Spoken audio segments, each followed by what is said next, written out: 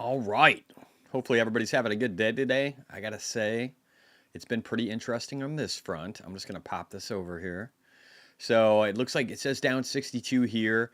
It's a really odd today though because MicroStrategy's up 5.3%. PayPal's doing well, up about 1.2.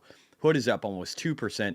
So with my other accounts, even in factoring in shit coins, I'm not actually down that much today, which is really surprising.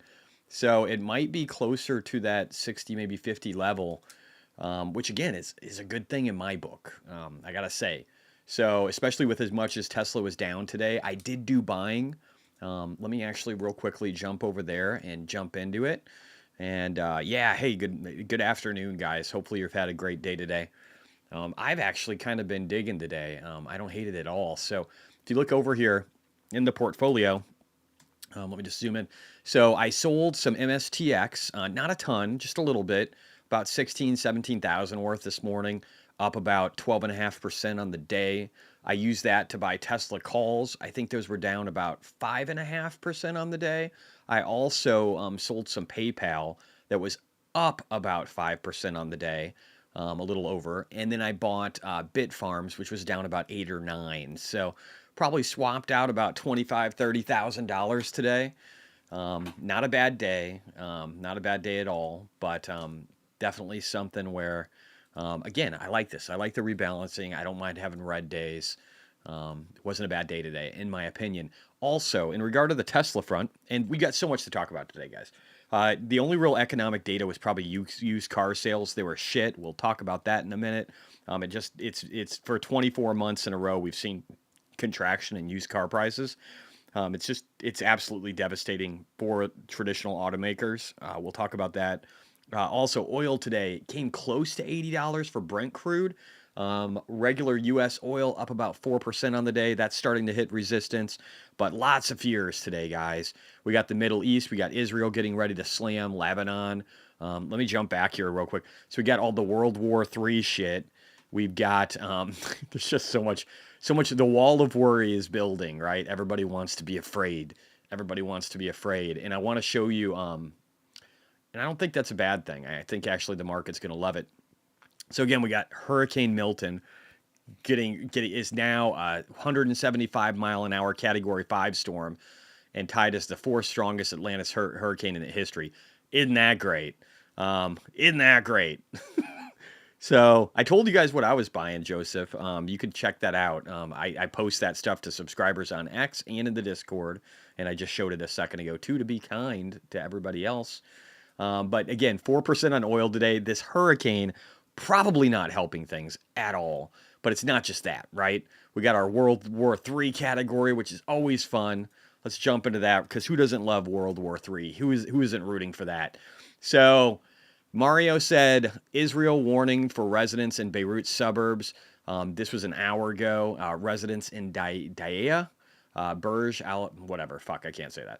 Anyway, warned to evacuate immediately as the IDF prepares to strike Hezbollah facilities. The warning specifically targets buildings. I actually think it's pretty nice in wartime scenarios for Israel to let people know what they're going to be bombing. That doesn't always happen. But again, this is just another reason why things are getting crazy. Also, 16 hours ago, we had rocket fire from Hezbollah against northern Israel, so they're continuing to shoot across. We have the third new Hezbollah leader who evidently has already been killed hours after being appointed. Now, Hezbollah is saying this didn't happen, but we have no proof of life. So I'd say it probably happened if Israel's saying it happened. We'll see. But they're having some leadership issues, I think you could say. And somebody posted on here, only Israel can be attacked by terrorist armies on 7 fronts and be labeled by the UN as an aggressor. I personally agree with that, but whatever. And then this is yesterday, a terrorist attack in Israel that killed this young lady, maybe a few others too. But just a daily fight that these guys have to deal with on the anniversary of October 7th. And I won't go into all the brutality of what happened that day, but I did go ahead and post a few things. This is probably where I'll leave it right now. Plenty for you to look at if you're interested on why Israel is having to defend themselves so strongly against terrorism. Something that we used to care about in America. Anyway, without going on a major rant here, let's move on. I was said in here, China is a precursor of what's to come for Bitcoin, and I mean that. MicroStrategy today up greatly again, like up 5.43% in closing hours. Beautiful looking chart on MicroStrategy. I'm actually just going to jump over to that real quick. There's so much to look at today, guys. It's a lot. It's a lot. There's some crazy moves happening. And they're only going to get crazier, I think. So again, we said, I kind of showed the track of what's happening next. Measured move gets us to 283 on MicroStrategy. It looks like it's happening with a vengeance. I don't know with the MicroStrategy tracker. Let's see what we're sitting at right now. What are we sitting at versus Bitcoin underlying holdings? 2.36 NAV. So not quite representing, the 3X, but getting up there. So we might see something where maybe there's a pullback in the days ahead that pertains to MicroStrategy issuing more shares and diluting in order to be able to buy more Bitcoin. I could totally see something like that happening. I wouldn't be surprised at all. Let me get caught up on chat real quick and we'll go through a bunch of other stuff. There's so much going on though today, guys. So much news related events. I'm going to try and get through all of it as quickly as I possibly can. Again, a super red day, unless you're NVIDIA or Eli Lilly or Baba, right? But outside of that, today was just a butchering day, but I'm only down like 65K. So I'm not gonna complain. You know what I mean? I'm not gonna complain. I'm very happy with where I'm at right now. So it was good. And again, PayPal. Oh my God, there's just so much going on. These charts look so beautiful, guys. So again, PayPal ended the day up 1.13. Really looking like it wants to test up to that $83 mark. Again, I sold 10 contracts, not a crazy amount, but you got to take your wins when you have them, guys. And this thing was up like what, 5.5%? Now it's only up 4.5. But that 2026 contract was looking beautiful. Between all of my accounts for PayPal, including all of the horrible miss I had on 2025 calls that cost me $322,000. Even with that, I'm only down probably like 8% right now on PayPal, even though I was wrong by 16 fucking months. And I'm still barely down. My worst strategy over the last several years, probably last 4 years, my worst play whatsoever. And I'm still not doing that bad. I'm just gonna say. But yeah, today Hood doing great, PayPal doing great, MSTX doing great. Definitely lifting the boats, and again, giving me opportunities to redistribute since I got a tax advantaged account, which I love. I am going to real quickly hop over to the Bitcoin price while I get caught up with chat. And then again, we got a bunch of things to go over with. I just want to show this. This chart is beautiful. It is ready to rock, sitting above previous volumes. Could it get slammed back down again down to the 50 moving average? Like I've said, it could. 57, 58, totally possible. Doesn't really matter. Still a higher low. Still going to rock it up like a rocket ship in the not too distant future. So I really don't care. I don't care what it does. I'm ready for the movement. So let's get caught up in chat though. Like I said, I was going to do. Everybody's saying hi. We can skip through all those. Hi, Disease Kodak. Hi, Alex. Hi, Value. Hi, Kyle. Broccoli Bob. Such a good alias. Yeah, it is. You guys are awesome. Who else can't contain themselves waiting for 1010? Kyle, I'm with you, brother. I am with you. But yeah, hello to everybody. Hello to everybody. Let's see here. Let's keep going down. Todd Gleason, comparing Tesla with QQQ today, it looks to me like the manipulators issued their mandatory morning dip, as Papa Fox calls it. And then it also participated. I mean, everything in the QQQ got wrecked, right? Everything. Just broad-based blood and distribution.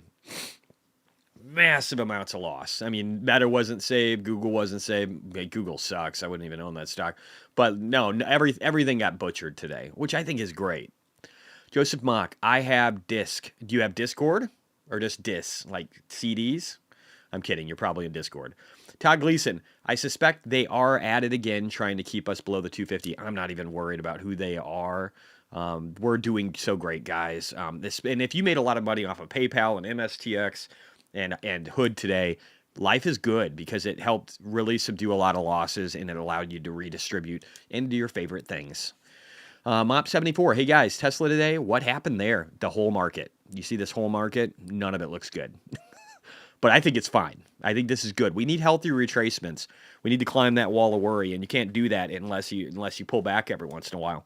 Silas, Hezbollah was holding the Lebanese government hostage and crippling the economy. I agree. Hezbollah has been rough on Lebanon. Lebanon has what, a 42% Christian population, and their government has been restrained greatly because there's a lot. I mean, Hezbollah, when you literally have Iran-backed terrorists that run portions of your country, especially to the south, it's pretty hard to succeed. A lot of good people in Lebanon, though. Silas, the U.S. government also gives the Lebanese military $2 billion a year, so they're sitting this one out. Ryan Ripkowski, yeah, no doubt. What is Jake's Twitter that we were talking about in the morning? Oh, Jake is this dude. Let me find him real quick. Sorry, that's the feed. Jake is this guy. Jake Wujastik. He focuses a lot on TA. He's got like 280,000 followers. I'm subscribed to him. He's got a lot of subscribers. I think he's one of the largest subscribed. He charges $10 a month. I don't know if it's worth it yet. I'm still waiting to find out. This is a subscription post. So he provides, again, just additional. He does a really great job displaying. I think one of the keys for him is a really good job using the visible range volume profile to provide just really clear charts on like what key resistance areas and support areas are. He really simplifies the stuff, and I think it's good. But he's a good dude. He was asking me if I wanted to do a space with him. He said he's kind of new to it too. So we'll see if we can work something out. Silas, Lebanese are generally agreeable and their country can be at peace with Israel soon. I agree. I think very much like Saudi Arabia, probably better. Mob74, hey guys, Tesla today, what happened? Nothing. Okay, I missed that part. Now I'm down. Maytag. Some fear on Tesla today. I added a few more contracts. I don't think it's fear just on Tesla. It's broad-based, man. Like you saw on that chart, it's like everything, dude. It's like everything. Tesla's just taken the big. But I actually like this move. Again, guys, I love Tesla's stock right now. This is a beautiful. This is I normally wouldn't add to a position that I already have $1 million in options in. Okay, I normally wouldn't do that. But when you're looking at the setup we're looking at with this inverse head and shoulder, with a cup and handle, finding support off of a resistance line that started back in November of 2021, almost 3 years ago, and this company is so undervalued in my opinion for what's coming, and everybody is worried about buying this before 1010. Maybe so much so that the price is getting suppressed. I would love it if we hang out right down here in the 230s even.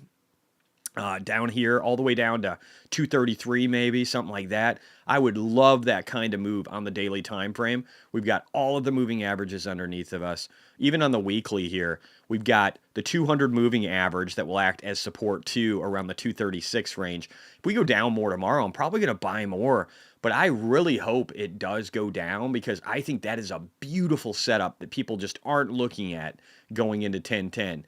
Everybody was talking about how, oh, it's always a sell the news event, guys. It's always a sell the news event. Well, if we haven't really climbed in a substantial way before the event, maybe it's the opposite. Markets love to fuck with people's minds. Okay, they love to make people chase. They love to get them on the wrong side of the trade. So I don't know. I'm very excited about Tesla right now. You know me though. Cup, handle, inverse head and shoulders. It's a beautiful one. Going up. Measured move for the cup and handle here. Measured move for the inverse head and shoulder up here. I love the potential of being able to hit that in the days ahead. I think it's very high likelihood, so I'm stoked. All right, let's keep going. I added a few more contracts in the June 2026 right at close on the dip. Cool, man. Albert, hey Jesse, David, hello. Silas, I'm up 1.9%. Cannot complain. Oh, today, nice, man. Today was more fun in the morning. Brown out market feeling. Freedom options. Oh hey. Eric Colton trading. Why are miners? I'm assuming you don't mean small children. I'm assuming you mean the one with the E. I don't know. Probably because MicroStrategy is leading. That's what happens, right? We've talked about that a bunch of times. Let me just go over here and I'll show you. I mean, right here, right? We talked about this morning, I think, too. MicroStrategy winning, leading. Riot evidently up 4% on the day because they used the word AI. So that's how rational the markets are over a short period of time. But yeah, all miners down. It looks like Bitfarms. Wolf got it the worst, right? Wolf got it the worst. But this is what happens. MicroStrategies is going to lead. It is going to lead. Ugh, I don't know how I said it. It's going to do better because it's a larger cap and it's going to move first. You'll probably see like Mara afterwards. You'll see hot plays like AI, whatever the hot thing is. AI and HPC, those are super hot. They're smoldering. I mean, at least for Iron. Iron's kind of got all the different things working. But today they didn't smolder. Today they just kind of burnt. But Mara, again, a big cap, actually did okay. Cypher Mining, I don't know. That had a good narrative because they sold all their fucking Bitcoin to expand their power. Seems like a stupid fucking move to me. But nobody cares. Nobody cares. There's no logic behind what happens. With miners, if there's anything you realize, they're all going to go up. They'll go up after MicroStrategy. It's how it works. You get used to it. It's how it works in everything. Why is NVIDIA up today? Why is NVIDIA up today when everything else got butchered? Because it's the safe haven. It's the big one. It's what people get excited about for some fucking reason. Just it's market psychology, man. It's all retarded. Silas, I'm up 1.9. Oh yeah, that was you. Okay, keep going. Gary Curette, CNBC has live briefing going on. Of what? Pfizer? What's live? Let me see here. Pfizer pops on Starboard stake. Yeah, I don't care about that live briefing. If you got a different one, let me know. Alejandro, hello. Pay close attention to NVIDIA talking about quantum computing on Wednesday. Well, yeah, that's going to be beneficial. That's why people are loading up into that, right? Evidently, they care more about that than Tesla, which is really fucking stupid since NVIDIA is almost a $3 trillion company and Tesla is a fraction of that, like 30% of that, if even. Really stupid. But markets can be stupid for a long time. It's what they're good at.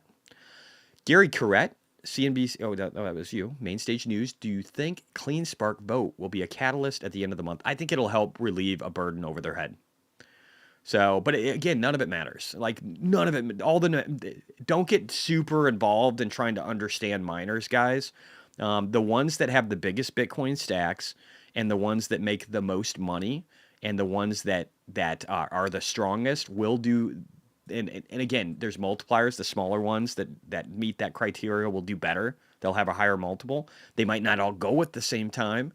The big guys will go first. The ones with a powerful narrative will go first. Evidently, AI is the only thing you need to say. If you just say AI, you go up 4% today. So those things will lead. It doesn't really fucking matter, though. It doesn't matter. All of it goes up. I can tell you, this is my third trip on miners. I had a mining facility with over $100,000 worth of gear. It all goes up. Trust me. And if you don't trust me, look at data. Chris John, did you say you post your daily trades to Twitter members? You mostly cover them. Yeah. So I do on here, but I'm not going to in the future. So I do show them, but I'm not going to. I'm just trying to be nice. But in the future, yeah, I do post them for subscribers on X, and then I just showed it to you a second ago. And then also on Discord, you can find it on there too. If you look over here, underneath portfolio allocations, or I'm sorry, today's trades, you can see everything I do. Now, I'm going to stop that probably pretty soon, maybe this week. So I won't be doing it for long. And others will, again, if you subscribe to one of those, you don't have to worry about it. But I'm not going to be, I'm trying to get people to invest in this so that I can make more money and buy better tools and not do it out of my own pocket. So that's the goal. All right. You mostly cover them on here, don't you? Okay. Joseph Mock, that was a hilarious CD joke. Nice. Thank you. For people who know what CDs are. Mainstage News, James at Invest Answers recommended his Patreon crew vote against it. I know he said that. I disagree with him. I love James. I think he's brilliant. But I think he's completely off base with share dilution. He was also showing how Cypher was so great because, like, if you looked at his chart where he made that argument, you would have seen that Cypher was like the lowest at diluting. Well, they also sold a shit ton of Bitcoin to be able to do this expansion, and I think that's a stupid fucking idea when Bitcoin's getting ready to go up. So I'm going to disagree with James on this one, but it's not due to a lack of respect. I love the guy, and he's brilliant, and he works really hard. I just disagree with him. BD, prayers to any Florida members. Yeah, totally, man. You guys are going to need it if you get hit with a Cat 5. For real. You guys need to get the fuck out of there. Haywood Jablomi, I feel like P. Diddy down on miners. That is so wrong. With a name like Jablomi, I don't think you can say that. I think it's illegal, actually. So please stop, Haywood. Alejandro, NVIDIA. Oh, yeah, NVIDIA did great today. We can look at that chart in a second. Palantir 3030. It was the only Christian majority. You know what happens. Fact check me that the Palestinian refugees and boom, no longer a Christian country. You're probably talking about Lebanon? You talking about Lebanon? Vibes, Render. Yeah, I can look at that. I'll look at Render. Just remind me later, guys. I look at stock tickers later. Dario, hey, Jesse, can you check SMCI? Yes, I will try to. Palantir 3030. Yo-Yo Maytag. Alex says, you're the GOAT, man. Thank you, sir. Palantir 3030. By the way, Micro still has about $1 billion worth of approved to buy more Bitcoin already approved. We're going higher. Oh, MicroStrategy? Yeah, I'm not surprised. Mr. Monkey, engaging with the channel, doing my duty. Thank you, sir. Alejandro, if NVIDIA enters the quantum computing business, that will be another boost for that. There is no quantum computing business. Just to be clear, quantum computing is something that it's like the Holy Grail. It's like a sentient AI. It is probably harder. Quantum computing is like the equivalent of being able to ask a question and have miraculously this computer come back with answers that we can't even fathom. So quantum computing is just such a tough thing that gets thrown around a lot. It's not very real right now. But people love the word, right? And it whatever sells. Kyle Wright, can't sell the news if it doesn't run before Tesla. Yeah, right? If it doesn't run, you can't sell the news if the news didn't create a run-up. I agree, Kyle. Sealess, Lebanese are more liberal than most. Oh, they are. They are, very much so. They're pretty great. A lot of Lebanese people are pretty great. They're not nearly as radical. The only problem is that they just have, you know, radicals that are funded towards the southern parts of the country that help run it. So it'd be like having the United States, but you've got some terrorists that control the southern border. Is that the government? I don't know. Whatever. Let's move on. There's half the population in the East that are more Islamic. Yep. Gary Corrett, Tesla. Yes, everyone was expecting it to go up before 10:10. Sell the news, but it seems opposite is happening. Maybe. I think it might be happening. Mr. Monkey, I heard Captain Haddock is all up in 10:10. Who is Captain Haddock? Andres, judge approves FTX bankruptcy plan, clearing path to repayments. Ooh, did that just happen? FTX. I'm trying to figure out what happened to my buddy Open Skies. I see her account went private. That sucks. Oh, yeah, it did. Boom. Bring that money in, bitches. That's going to be nice. So, what is that? 16 billion? I think that's 16 billion. That's not a bad number. I like 16 billion. That's going to be a lot of money juicing up the markets. We like that. Henry, thoughts on MicroStrategy? Do you think it's due for a pullback? I think it's getting ready to break out. Could it pull back before that? Sure. But, I mean, it looks beautiful, right? Like, this doesn't look like a bearish chart, does it? It's almost near a 52-week high. Highest level probably since they were a different company. Highest level since the dot-com bubble. That's what we're about to enter. So I wouldn't say that's bearish by any means, and I wouldn't say that it has to pull back. It's a first mover. It's got first mover advantage. This is the one you want to be in. I've been saying this for a long time. MicroStrategy moves first, and that's exactly what it's doing. Which is launching first, Tesla or BTC? Hopefully not both at the same time. You're right, what? I hope not at the same time. My guess is it's Bitcoin first. Well, there goes my pen. Time to grab another one. My hope is it's Bitcoin first and then it's Tesla next, because I would like to just buy my calls at a cheaper number. So I'm hoping the next 2 days Tesla's down, but never any guarantees in the market, man. It'll always do the opposite of what you think it's going to do over the short term. Palantir 3030, by the way, been following Jesse before it was cool. Is this Adam? He's amazing. People consistently hate because he crushes. No one is 100% correct, but he's overwhelmingly correct versus incorrect. Tons of information. That's you, isn't it, Adam? It totally is. I love you, man. Alejandro, AI Summit. And he's right. He got me. You got in here at like 1,300 before I hit like, what am I, 62,000 or something now on X. So you got me pretty early, bro. Yeah, the AI Summit with NVIDIA. Isn't that, what day is that even? Is it Thursday or does it start before it? Lots going on. Gary Corrett, White House Live. Oh, fuck the White House. Are they saying anything I give a shit about? Is it Corpse Biden talking? Is it anything interesting? Let me know. C-list, miners and miners will both go up eventually. That's true. They both grow up, if nothing else. Alejandro, that's the reason. October 7th and 9th. Michael Myers, doesn't NVIDIA have an event today? They're going to be having a series of events.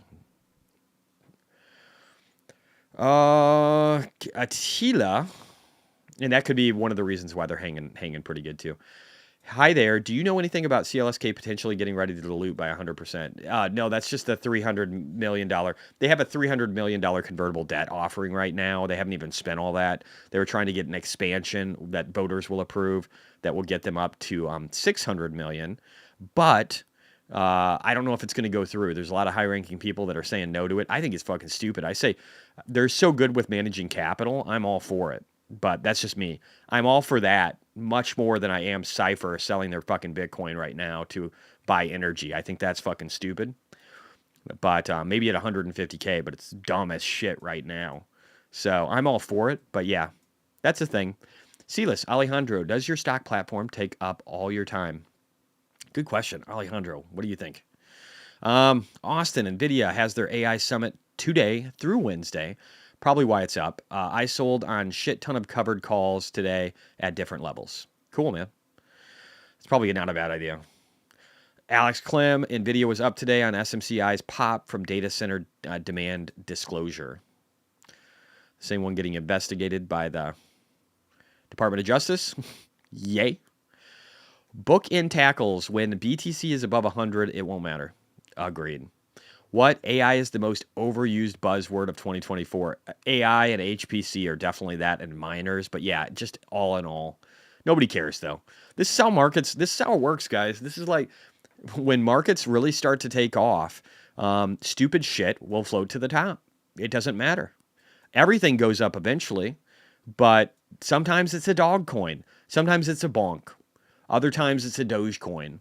Other times it's like cum rocket. You just never know, okay? You never know. What is it right now? Hex was doing really good. Let's see here. What do we got for the year, guys? So Bonk and Pepe. So if you bought a frog or dog, you did pretty good. There's another dog. Dogs were hot. Dogs were super hot. But let's go back. Let's go back even further. How far can we go? Can we go back 2 years? No, that's it. That sucks. Come on, guys. Crypto bubbles. Fix this shit.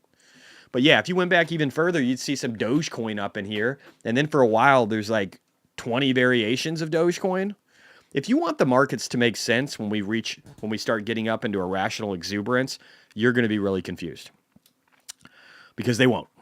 Next word will be quantum, 25. Oh, dude, it's always quantum too. Quantum's just even better. It's better AI. Quantum just sounds cool. King in New York City, crown. Thank you, brother. Paul Hoger, yo Jesse, Micron calls looking juicy. I'll have to check those out. C-List, the compact disc is a revolutionary technology, Jesse. I remember the joy of burning my first mixed CDs. Me too. I remember making my first mixtape, yo. You had to wait for the radio station for like the top 40 would come on for all your music. And if you knew when your song was coming, you could hit that button just right. And then you got to tape that song. And then the tape would flip over to the other side. It all sounded like shit, but God, was it exciting. Bibes, 350 people in here, 50 likes. What the fuck? That's what Bibes just said. I don't like the cussing, Bibes, but you do you, bro. What? Alejandro, I believe it. Alejandro Michio Kaku talking about quantum is amazing. Watch on YouTube. I love him. He's got such great hair. He's like that aliens guy. The aliens guy, you know, the aliens guy. It's just like standing straight up. And like every year that went by, his hair got crazier. He was amazing. All right, Danny Ventura, hit the like, fam. C-List, the quantum computing business is not only providing optical equipment to research labs. It only is providing, yeah. Mr. Monkey, so we need AI company that also does quantum. If you can get AI with quantum computing, man, and then like throw in some Bitcoin in there somewhere, we're going to get rich. Ellie Cod, just wanted to thank you for speaking out about anti-Semitism and standing with Israel. It really means a lot when seeing someone not afraid. You know, I gave up on giving a fuck what people thought a long time ago. I just try and find truth. I did a bunch of research and went back and forth between what Israel was doing and what had happened historically. And originally I was very much on Israel's side. And then I was like trying to play devil's advocate to the other side. And you know what I landed on? If you're willing to burn fucking babies and rape little tiny girls, I don't give a fuck what you have to say. I'm supporting the other guys. And anybody who can just ignore that happened, especially with the history of Israel, especially knowing that they're a minority in this world, let alone in the Middle East, if you're on the other side, you're either a fucking idiot or you're Adolf Hitler. And if you want to be Adolf Hitler, go fuck yourself. That's the way I look at it. Anyway, I'm a little soft-spoken sometimes, though, so I get that a lot. Maytag, yo, Palantir 3030, what is a goodie in the hoodie? You guys are insane. I love you. All right, let's keep going. I'm just going to scan through here. So the AI Summit for NVIDIA is October 7th to the 9th. That's great. I do want to go over just like a bunch of stuff that's happening. We already covered World War III. We got that out of the way. Let's see here. We got the hurricane, another hurricane hitting Florida. Yikes. We've got the economic card data. Oh, yeah, that was shit. We got to look at that. It's actually fascinating to me. And then we need to talk about, we talked about MicroStrategy. Tesla's definitely on the list. Just a lot of stuff, guys. A lot of stuff going on. I'm going to scroll down just a little bit here. We'll start near the bottom, move our way up. Again, lots of charts. This new Pro Tool is just so ridiculously good. How did I get Bitcoin in here? God, I suck at bookmarking sometimes. Let me just fix that real quick. Get that in the right place. Not supposed to be here. All right, Bitcoin. All right, let me see if I can find it here. Oh, you know what? I probably put car sales, even though it's economic data, probably put it under Tesla. That's my guess. Lots of, you know what, let's do that. Let's go through Tesla, we'll go through Bitcoin. There's so much to go through. Let's get to it. Chairman Comer probes FCC decision to revoke Starlink funds. So we've got a committee that's going after the SEC FCC in the Senate, I believe, or House, one of the two, that's going after them basically to try and discover why they were denying funds to Starlink and why they're basically ignoring this company when it is the best option. This is the great thing about checks and balances within government. So also, Alex says News House Oversight Committee, again, the same group, is investigating the decision to deny SpaceX satellite internet unit Starlink $885 million in grants for rural broadband. The FCC said in December, reaffirming its decision that the decision impacting Elon Musk's space company was based on Starlink's failure to meet basic program requirements. Absolute bullshit. And that Starlink could not demonstrate it could deliver promise. Literally does that everywhere. Literally doing it right now in North Carolina. But let's just ignore all of that. The committee chair, James Comer, asked the FCC in a letter today to turn over documents by October 21st on the decision. So they're going after them. I love this. It's a good thing we still have checks and balances in place. Tesla North America said supervising your car, driving itself is much greater than driving. I 100% agree with that. And soon you won't even have to do much supervising at all because you'll be able to have 10,000 miles without a severe intervention. And that is like a year's driving for myself. Seems pretty good. FCC, oh, hey, the FCC is granting what? Granting SpaceX and T-Mobile emergency approval to use direct-to-cell service in an aftermath. Oh, that's good, because I thought the service wasn't meeting basic, but it works when we need it. I'm confused. Okay, whatever. Fuck the FCC. That's the moral of the story. So, all right. Geico still insuring Tesla Cybertrucks despite recent reports of policy cancellations. So yeah, there evidently were some reports where they were saying that they weren't going to support Cybertrucks anymore. That was bad press. They didn't want that. Then now they're saying they're going to. So whatever, who cares? Used car prices. Here we go. This is the economic data I was talking about. So for 24 months, 2 years, used car prices have continued to fall. Below zero means that they're negative. The prices, it looks actual, 5.3% versus a previous of 3.9 in year-over-year data for the vehicles, used car vehicles. This is horrific. This is so fucking bad. Now, why do I say this is so bad, and why aren't other people making a big deal out of this? That last part, I can't tell you. I can't tell you why people aren't making a big deal out of it, because it absolutely is a huge deal. Why do I say that? We had, in 2008, there was something called Cash for Clunkers. There was a program to try and save the car industry because they were doing so bad in sales. Those sales were so horrific that they needed to do this because all of the companies were going bankrupt. The only one that didn't go bankrupt was Ford. Saturn used to be a car company, gone. Hummer used to be a car company, gone. Now they got absorbed for Hummer, but again, the base business, gone. Now, look at how negative sales were for used car sales back then. Look at where they are now. Don't get me wrong, massive oscillation that occurred before this, but this is super painful. It was really benefiting traditional auto before, but now it just hurts. And my argument that I'm trying to make here is that Tesla is very well positioned heading into Robotaxi Day, where you get a car that can drive itself. You get a car that costs a third of what it costs for gas, at least a third to maybe 40% of what it costs for gas around the country. In some cases, better. And you can get these things with massive government subsidies because there's places in like Colorado and others that are heavily discounting them. And it's just a better all-around experience. Plus, again, these things will be able to make you revenue in the not-too-distant future. And I mean not-too-distant future. So if you're not Tesla, you're fucked right now. This is what Elon was warning us about over here when the prices were really high and they started to come down. And he's like, 2 years ago, he's like, guys, you better watch out. Things are going to get tough in the car industry. And now, Tesla, they're already heading towards growth. They might have, I don't know, maybe an okay third quarter. Doesn't really fucking matter. Fourth quarter is going to be lit. Let's keep going. Teslanomics said this Tesla Model S has already been driven almost 500,000 miles and it's still going strong. Tesla designs its battery packs to last between 300,000 and 500,000 miles. The ultimate goal of reaching 1 million miles. It's clear the battery is built to outlast the car. That is 100% true. All of these batteries are for all of Tesla's vehicles. They built them for 1 million miles. They did that years ago. So literally the tires will fall off, the suspension will break, everything will happen before the battery is toast. Now, are there abnormalities to that? Yes, but they're way better than gas engines, guys. Way better. They'll last forever.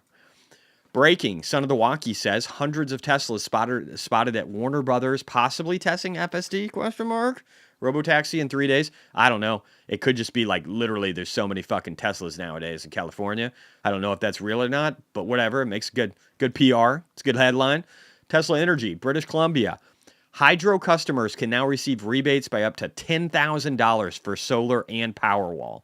This is on top of government incentives, on top of rates coming down, which helps this entire industry. Just another part of the business that's getting ready to ignite. It's okay. Just ignore it. Alex, UK's largest battery, just switched on. Tesla has a 100 to 200 megawatt hour Megapack 2XL battery energy system in North Yorkshire is now online and controlled by Tesla's AutoBidder AI software. So just the biggest energy company on earth being born. Nothing to worry about here, guys. Sawyer Merritt says Tesla revealed as only AAA rated supplier in new battery storage bankability report. The best on earth. Shocking, right? Tesla's so horrible at everything. It amazes me that they're on top. Tesla's quarterly deployment levels, ESS solutions, are currently trending at record highs. Furthermore, Tesla's financial scores are at the upper end of all the companies analyzed in the first report. No signal there, guys. Just ignore it. Move on. All right, let's keep going here.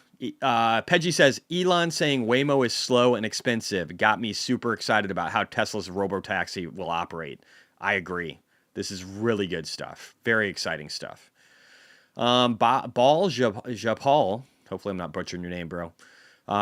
Kind of sums Keir Starmer up, not inviting Elon Musk to the international summit the UK government is hosting in October because of social media posts during last month's riots. We get rid of one set of clowns to govern us only to let another in. Again, it's just idiocy and stupidity, really. They're missing out on the greatest company on earth. Kathy Wood said this shows ARK Invest's most recent Tesla price targets from June of 2024. These are price estimates by 2029, which is 4 years from now, roughly, right? 4.5. Kathy Wood's new expected value for Tesla in 2029 is $2,600 or $8.3 trillion market cap. I could see that. With a bear case of 2,000 and a bull of 3,100. Seems pretty much in line with my expectations, honestly. Yeah, I don't have much to add. That sounds about right. I think they can pull that off in 4.5 years. So if you're not invested, that's what you're missing out on. Mario Nawful said, in Musk we trust, billboard spotted near Trump's rally. So that was over the weekend. Let's see. I think we got most of it here. Oh, yeah. Alex. Tesla has released a new video about its solar installation at Giga Berlin parking lot. This is a great way. This is such a great thing to do. This is only 50 seconds. Let's listen to it. Hi, my name is Jeroen. I'm working for Tesla for 8 years now. I've worked in various roles and it's unlocked me to work on cool projects like this. Oh, Jesus Christ. On the factory roof, we already have a lot of solar, but we run out of space, but we wanted to do more. So we looked into our car park, and as you can see... I'm just going to adjust the volume. This thing's crazy. So we have a really nice spot in front of the factory where we have installed 226 wall chargers for our employees and everybody who wants to use them. So we decided to build a 5,000 square meter solar canopy. And we installed over 2,600 solar panels. In total, we will generate almost 1 megawatt of solar power. This is such a cool idea, and I think it's going to happen everywhere. It makes more sense to have this kind of stuff in parking areas than it does to have solar in fields where you could be farming. I'm sorry, this is just a better use of space, even though parking lots, again, parking lots in the future, there are going to be a lot less of them because we just won't require that when vehicles are driving themselves around. you'll have less vehicle ownership. Maybe not right away in the U.S., but there's other parts in big cities. You will. It's already that way. And if you can get around in a Tesla and pay a third of the price of what you're paying for an Uber or Lyft, even with those wicked margins that they're receiving, you're gonna do that instead of owning a car in a big city. It's just gonna be so much more economical, and you can spend that money towards other stuff.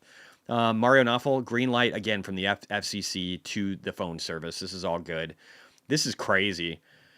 1 second here. I'm gonna sneeze.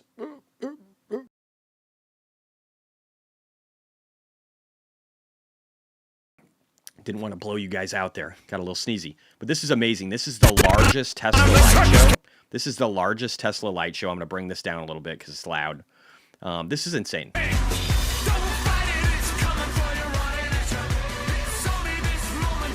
Horrible music, but whatever.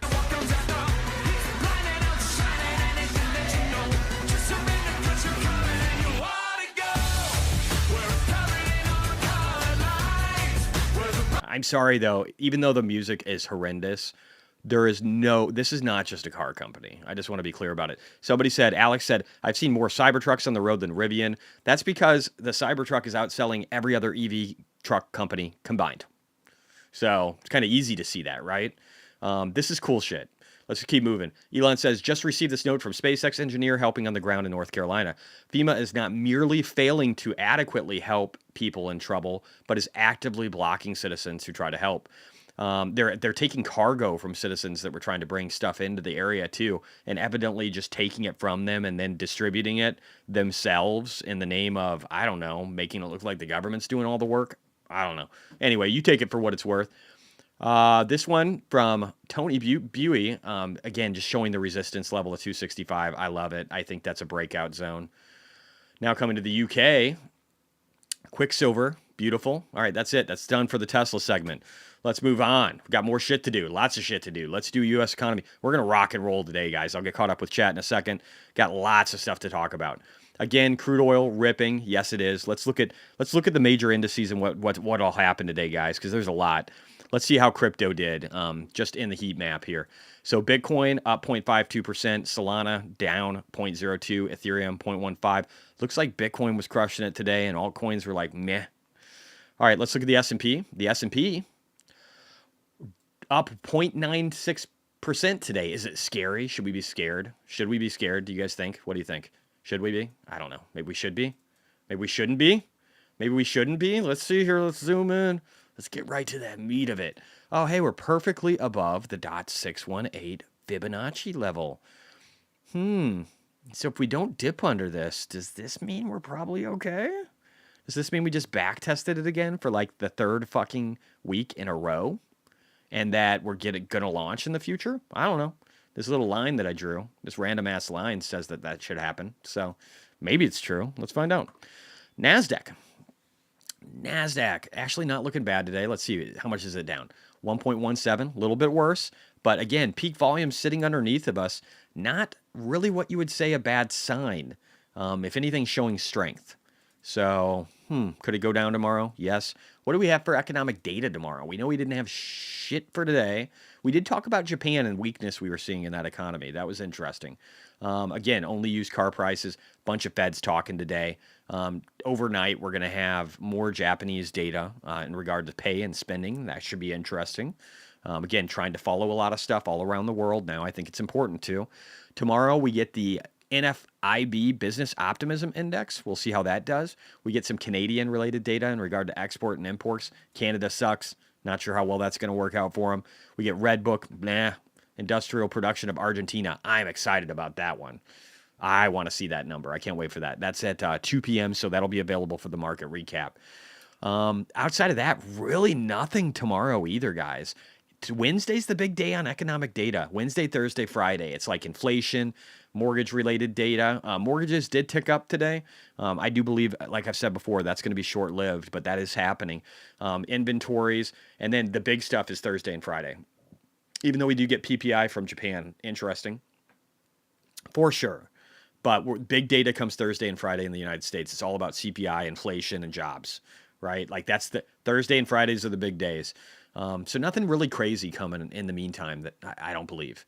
All right, let's get back to it. So again, oil's up. We're going to go down oil. Let's look at oil. Actually, let's get to the Russell. Then we'll do the dollar, gold, oil. We'll just dial down a line like we normally do. So Russell, interestingly enough, the least drop today out of the S&P and the Nasdaq. So the best performer. That's maybe some signal if it continues. Let's find out. Let's look at the dollar. The dollar didn't do much today. Again, I think it could actually creep all the way up to the 103 range and then drop down further. Doesn't have to. Technically, and let me just show you this real quick. So you see how there's wicks down here. Technically, if we draw this down further, we could actually be hitting resistance sooner. Isn't that funny how that works? So I was trying to show the max level before we start hitting resistance and potentially roll over. But does it mean we have to go to that? Fuck no. It could be right now. Could literally be right now. So maybe it stops here. Maybe it goes up a little bit. We'll keep our eyes out for it, right? It would be good for the dollar to weaken, and I think with all the money printing that has to happen in China, it might. Gold. Gold boring down 0.4% on the day, up like 37% over 3 years or 13 years. Oil, most of that in just this year. Oil up 3.74%. It's hitting my first layer, this light red. So that can be a strong area of resistance. And again, you can see where it's tried many times. And actually, if we do this is probably a better way to draw this. Let me do it this way. That's a better way to draw it. It's more accurate.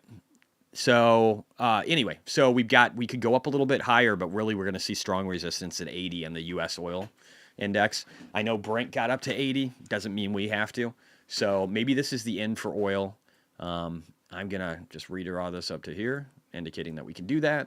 And then redraw this down to here, indicating that we can do that. So oil, is it going to pop? We got a hurricane coming. That if anything sends us up, guys, and gets us up to this $90 level, it's going to be the hurricane and then maybe escalations in the Middle East.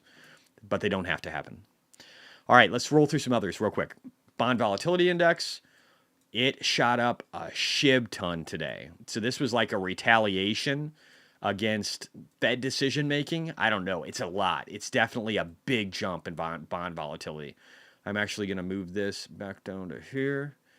So I honestly didn't expect this to go up, but we'll see what happens. I don't expect it to go higher. Let's just say that. I don't expect it to get much worse.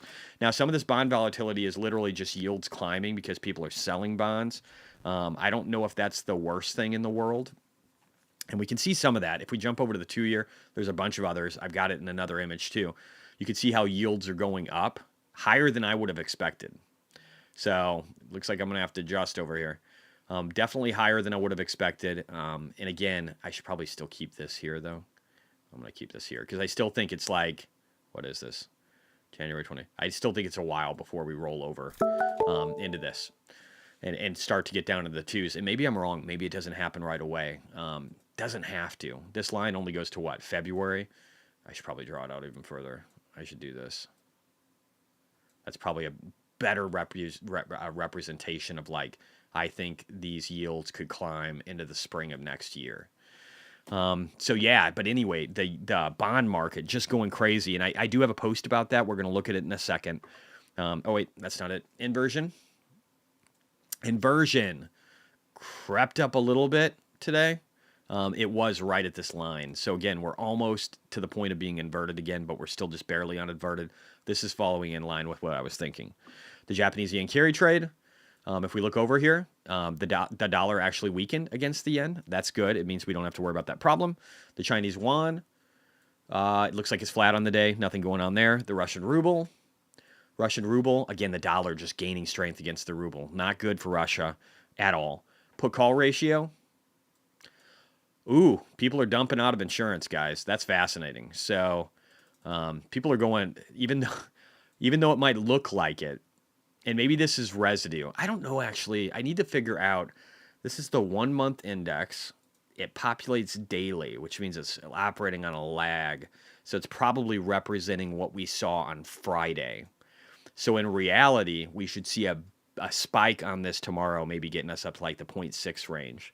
That's probably an accurate description. So you can see how people went really risk off on Friday, and now today they're all scared. Pretty normal. Kind of what happens. Climbing the wall of worry. All right, let's keep rolling through here. So we did all that. Let's jump over here real quick. We know MicroStrategy kicked ass. Let's keep rolling down the line here. So we know oil's going up, but that I think that we're going to be hitting peaks in the 80s, and that if the only way we're getting to the 90s over the short term, and it will be short-lived, is if we see a major escalation in the Middle East and maybe something happening again, that maybe this hurricane is just devastating and destroys oil production across the region and in Florida, if in parts of Texas. If that happens, then maybe we could see it go higher, but not for long periods of time. Let's keep going down. We're going to keep rolling through stuff. This was interesting. No bulls spot on bar chart. So this is interesting. It shows peak oil, and it shows the lows, right? 1971, we had the gold standard abandoned. And then in 73, 74, we had the oil crisis. 1990, we had the Gulf War. And then 2008, we had the commodity boom and the global financial crisis. Now we're way down here. I don't know if she's making an argument that we're going to see a pop in this again, but here's what I know. Without a major war, because right now, if you look at oil production in the United States versus these time frames, we are producing massive amounts. And I don't know if I have this. Somebody got me on this macro trends thing. I don't know which one of you did that, but I like it. It's got ads, which sucks, but still fascinating though. So look at this 70-year on oil. It's got quick access and categories. I hate all the ads. I wish I could just pay. Can you pay for this service? I don't fucking know. Whatever. But look at the 70s. Look at the price of oil and where we were at. So we were at $25 a barrel, and then the oil embargo brought us all the way up to $150 by the 1980. This is a massive move. Nothing like what we're dealing with right now. Let me see here. I want to see if we have crude oil. Does this have production? Production. Great. Okay, cool. Going back to, really? That's where we stop? That's where we stop. The fucking 80s. All right, anyway, whatever. I guess it's somewhat representative. This sucks. I wish we had. Can we go back further? Ugh. All right, I got to find a better chart for this. But whatever. Either way, you can see where production was in 1983, right? 8,600. And now we're sitting over here at 11,500. The level of oil production in the United States is much, much higher. And when does this end? Oh, this isn't even current. We're actually up here now. I was going to say we're up here. So this isn't even a good chart. I'll find better sources. Free data sometimes can suck. So not a great representation of what I'm trying to show. But the whole point is that we're at record oil production. It's probably at least twice of what it was, or double what it was in the 70s.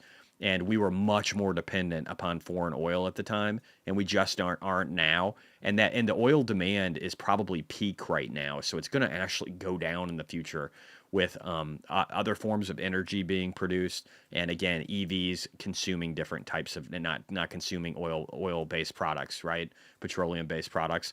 So things are going to be changing a lot in the future. Is my whole point. I'll get a better representation of that and show it to you guys later. Chris Bernisk says the bottom is in for global central bank liquidity for this cycle. Sit back and watch the other CBs join in. Central banks. This is bullish for Bitcoin, and it will be rocket fuel for alts. I 100% agree. And this is Big Four central banks' balance sheets. You can see how we were constricted since 2022. It got a little bit of a bounce into the end of 2022 into 2023. That set markets going higher, even though the central bank liquidity wasn't happening. So we had some residue that was helping us pump higher in the S&P. But man alive, or I'm sorry, this is Bitcoin and the S&P really. But man alive, we're getting ready to pump now. And so as those central banks started pumping in liquidity, you're going to see the markets go a lot higher. Yep, that hurricane Cat 5, that's a bitch, man. Hopefully that dies down before it hits land.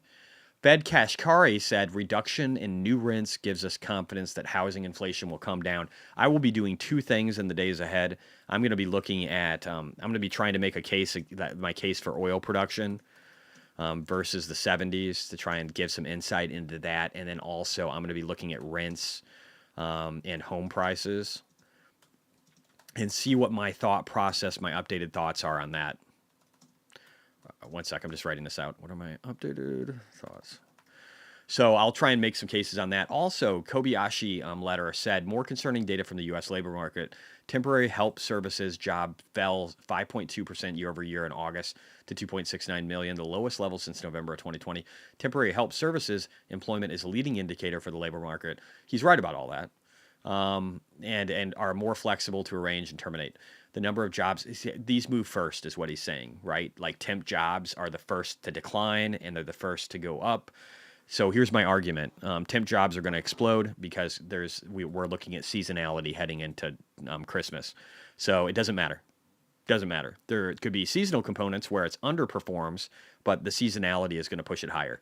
So, but this will be a thing to watch. He's making, I mean, decent arguments. We need to make sure that seasonality doesn't deteriorate after the holidays. So we'll keep a close eye on that. Genevieve, she's a CFA. She said multiple job holders hits record high in America. I believe it. I think there's a lot of people that are having to work multiple jobs. I think there's a lot of people who got laid off from jobs, developers, even people in this chat that have been laid off, or maybe had their job handed over to somebody. I think my brother is talking about a risk of that at his current employer.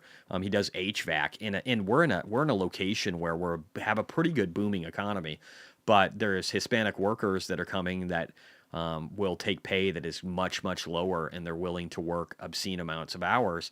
And we've had a large influx of them. So, if you're at the bottom rung, you get fucked, right? You get fucked. We've talked about that.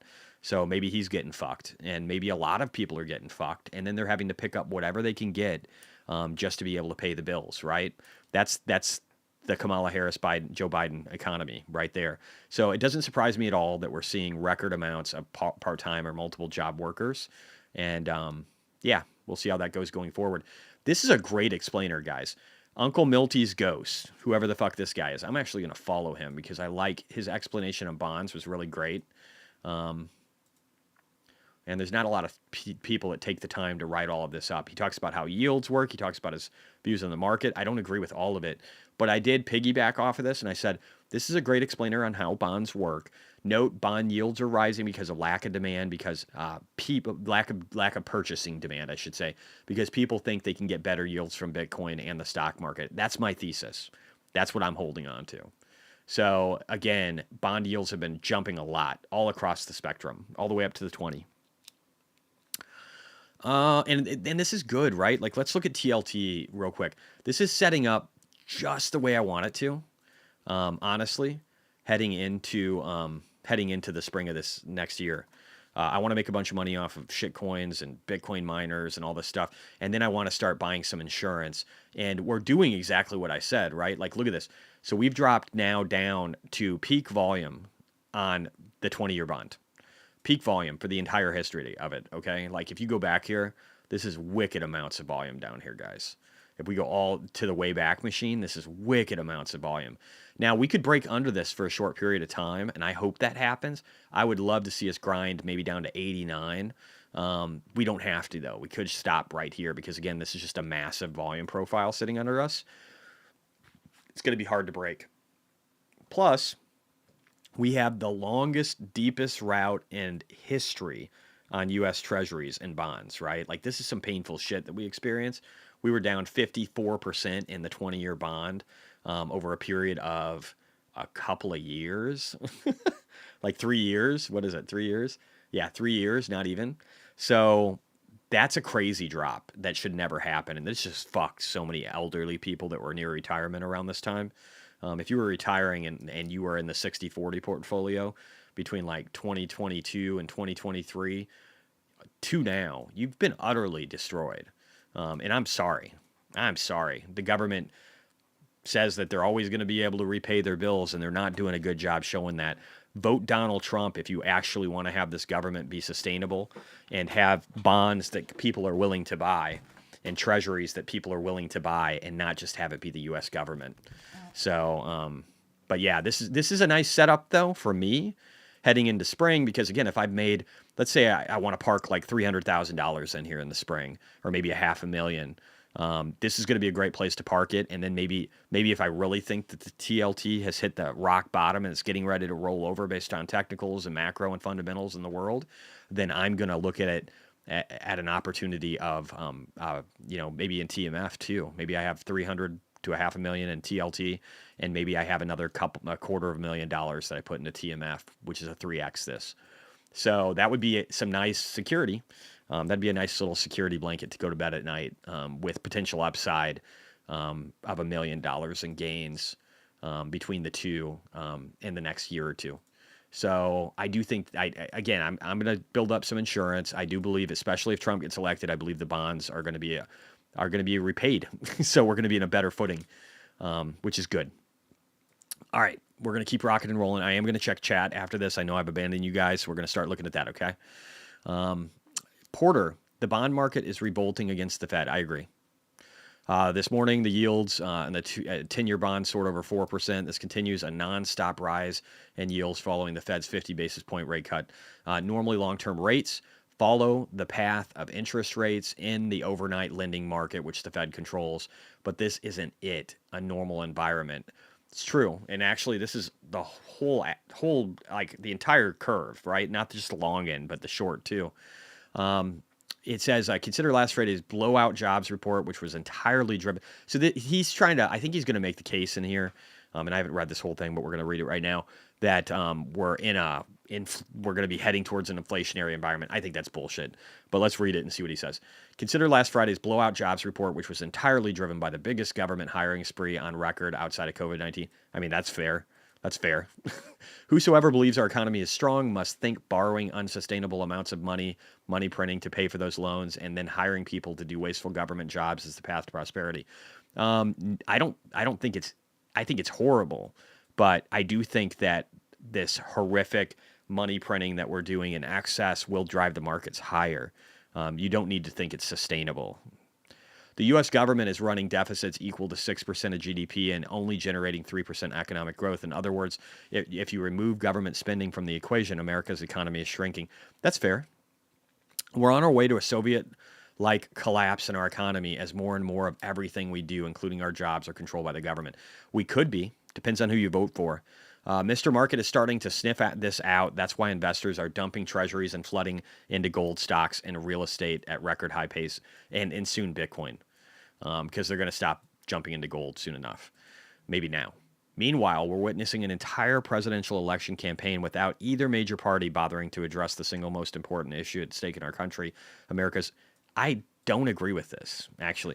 Didn't Donald Trump say that he's going to make Elon Musk, the guy who slashed 80% of Twitter's staff, the head of the Department of Government Efficiency? And you don't think either one of them is doing anything to try and address out of control government spending? I do disagree with this. Don't get me wrong. He's offering a lot of freebies too, in reductions to taxes for corporations, for people working overtime, and for people that are on Social Security. But those will all help stimulate the economy as they increase spending and cause growth. So I disagree with the narrative that we are painting in here. It's only a matter of time now. This is a person who's just a doomer and who isn't looking towards solutions. He's not even paying attention to what the Trump campaign is saying. It says it's only a matter of time now until one day the U.S. Treasury market suddenly realizes that no amount of money printing will stop the collapse. There will be no bid for our country's bonds. We're the cleanest shirt in the dirty laundry. That means the entire world has given up on itself. So that seems pretty unlikely in the short term. On that day, everything you think you knew about America will be completely gone. Yeah, so whatever. This person's... they got so many things right, and yet so many things wrong. Who are you?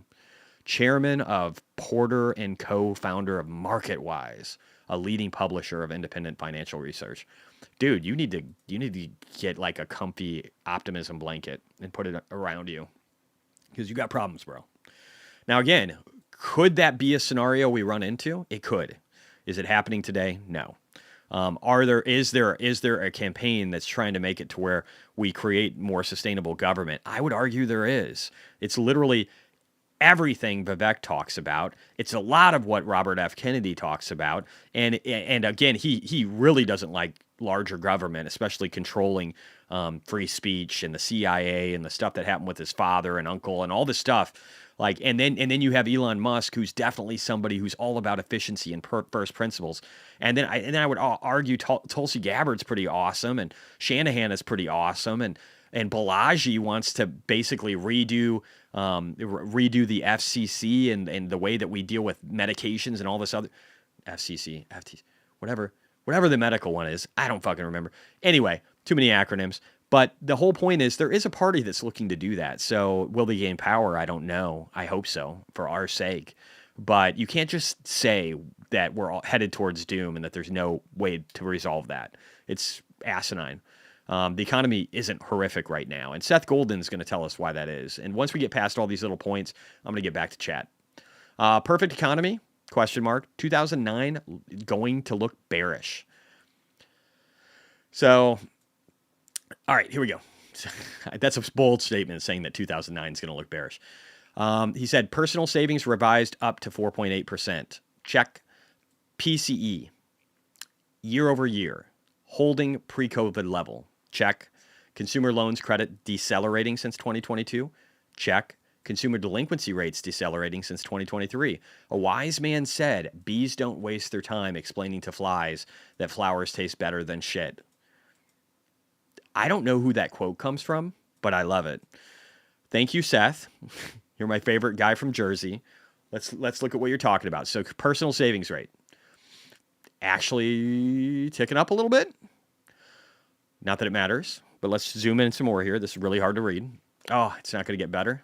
I got to go the other way. Got to zoom out to zoom in. All right.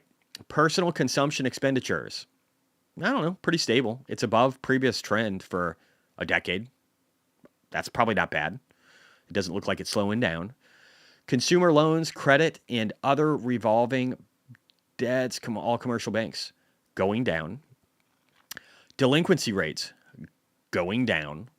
I mean, I got to agree with him. It does look like this isn't as horrible as one would anticipate. So that's probably good. Let's zoom in.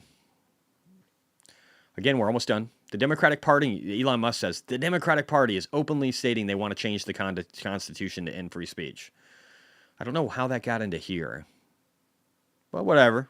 Yeah, John Kerry literally saying that to fight disinformation, we need to get rid of the amendment that our forefathers created as the primary one for our country because they thought it was so important. We should just get who needs free speech? The government can tell us what's true, guys. That makes sense. Totally. And then again, this was a Cat 2 11 hours ago, but it sounds like it's Cat 5. That's a bitch. Seth Golden says, no matter how many times I posted the demand deposit chart since 2020, there will be some pseudo armchair economists promoting the idea of so-called recession signal or warnings and consumer weakness. I think I showed this one the other day. I'll read it again. We'll stop here. It's the equivalent of suggesting the Titanic was a tugboat. Ophthalmologists are doing wonderful things with eye surgery nowadays. I love Seth's sense of humor. So again, not horrible, the trend that we have here. It's going up. That's it for economic data. So let me hop back over here. We're going to look at Bitcoin. We're going to look at other stuff while I'm trying to get caught up in chat here, guys. And we just have a little bit of I think we did our Tesla segment. We did that. There's probably some other news that I'll hit real quick. But outside of that, we'll get into other stuff. Let's see how Bitcoin's doing right now. After hours, seeing some weakness. Could we break down? Sure. Fuck, why not? Let's keep going. FCC, but FDA. Thank you, Jeff Allen Sealis. That's what I was looking for. FDA, Food and Drug Administration. That's what Balaji wanted to spend some effort on. But Sealis says the FCC for aspects of medical devices, I think. Potentially. That sounds right. All right. Let's keep going here. So again, seeing weakness right now on Bitcoin. And could we drop down? Yes. I'm not really worried about it, but yes, that can happen. Guys, for the next month, we have so much scary shit happening. Could the market roll over and go down over the next month with the elections sitting in front of us? Sure, it could. But I'm still going to bet on what's happening after that. And what's happening after that is global liquidity expansion. The world isn't falling apart today. And every candidate's talking about spending more money. I would not focus. And then again, we have the short-term headwinds of an election season that we know is historically bullish. We have after the halving for Bitcoin, historically bullish. And then we have seasonality for October, historically bullish. We have so many things pointing in our favor right now. And then we have oscillators for all the bad stuff we were worried about over the summer rolling over and getting better, like all the delinquencies and all this other stuff that people have been worrying about forever rolling over and getting better. That's bullish. And then we have things that haven't launched, like Bitcoin and some of the other stuff that we're in for investments, starting to launch. That's bullish, right? When I look at Bitcoin, I don't see anything scary. When I look at Hood, I see good stuff. When I look at PayPal, I'm pretty happy. When I look at MicroStrategy, I'm not upset. And then when I look at other things like CleanSpark, I'm happy too. You know why I'm happy? Because it's just a matter of time before this does the same thing. It's just a matter of time, guys. There's so much volume sitting underneath CleanSpark right now. Looks like one of my car, somebody's calling me about one of my cars. It can wait. And you know which cars I'm not having to work on? The electric ones. You know which cars suck? All the old gas ones that I own and let other people use. They blow. I can't wait to buy to give my mother-in-law my wife's old Tesla Model Y and buy her a new Juniper come this next year. They better get that shit out quick. I'm just going to hang up on you guys. Thank you. But yeah, so look at this. This is actually beautiful. This is like a rounding pattern when you look at this in the monthly time frame. All this volume that's sitting here, this just looks at like the bottom, and it looks like a quick shot up to the 14s again on CleanSpark, which would be a 60% jump or some shit before we hit the next resistance zone in the volume profile. I can just see this turning around really quickly for us, guys. I'm very excited about it. Sela says, Jesse, vehicle fleet manager also. I will be. I'm going to buy a bunch of fucking Teslas. I'm going to get probably a Model 3 for my nephew come springtime. I'm going to get a Model Y for my wife. That'll get me up to 4 Teslas. And then whatever they offer, I want 5 of the robots. I'm going to book that right away, at least 5. And then if they offer a Model 2 or something like that, I got to collect the whole set. And then I want a Roadster. I want a Roadster too.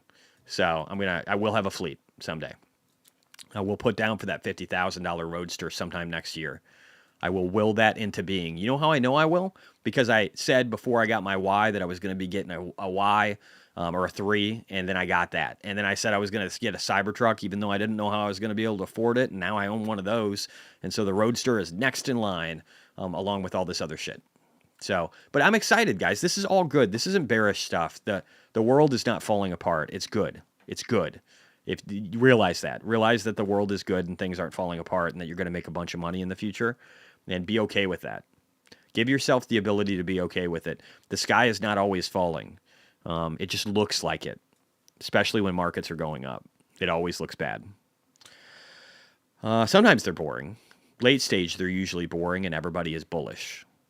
Early stage, people are usually mostly bearish, and it's the opposite of that. And again, I want to go back here. Let's look at bearish posts. Let's go to like people like Game of Trades. How's he doing? Let's find Game of Trades here, right? Is he not verified? That is fucking retarded. Is this guy, wait, no, I'm probably just typing it wrong. Game of Trades. This guy's got to be verified. There's no way this dude is not verified. Game of Trades. What? Where is this guy? Do you guys know which guy this is? Game of Trades. This would seem like the right one. I don't know what this guy's. Whatever. Fuck him. Let's move on. Kobayashi. Yeah, there we go. So again, for the most part, a bear. I love him, but he's a bear. I should probably subscribe to him, actually. But when he points out bearish, scary shit, it just goes.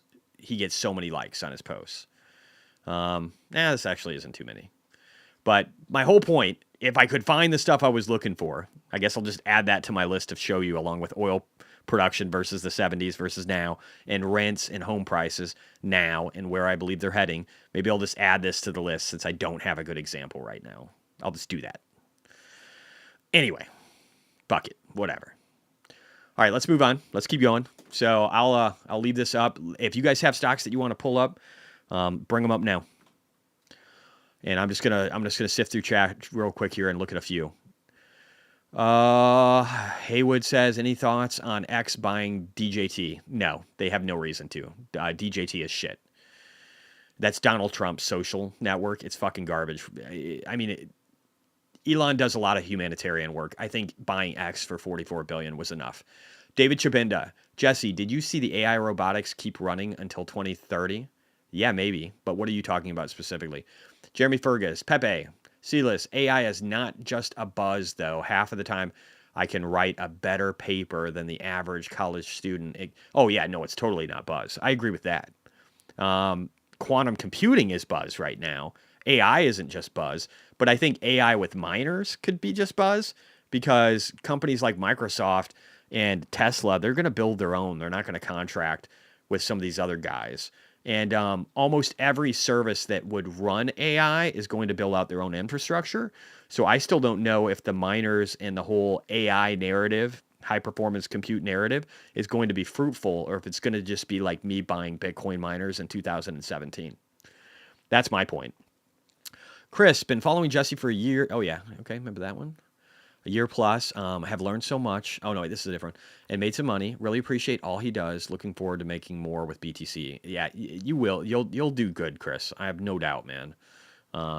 We're set up for it. I mean, could this not happen? Maybe there's a 1% chance or like 0.01. Maybe. I don't know. I don't see it. If you can see it, tell me. Tom, because even if the market falls apart, that just means people are going to jump into Bitcoin. If that happened tomorrow, they will go into Bitcoin. It's still the scarcest, best asset to own on Earth, and it hasn't peaked yet. So it's still going to do well. Yeah. Tom said, had an interview to become a financial advisor on Friday. Love your work, Jesse. Hopefully I can help others like you. Yeah, good luck, man. Financial advisors, like, I don't know, you have to fall in line so much. But I hope it's working for a good firm where they will let you have some voice. But I hope you get it. If nothing else, you can buy a bunch of Bitcoin, get fucking rich, and then do your own thing. Fuck those guys. 94 clips. I wish I started investing when I was 18. What's your most memorable memory of investing in your early years? I mean, I've already talked a lot about my investment career. I got really excited when I was young. When I was a teenager, my dad started this company. I won't say what it is, but it was an investment company, and he was trying to figure out if you could use news-related events to determine market movements. It didn't really work out great, but I got very interested in investing back then. Then I invested when I worked at Gateway Computers.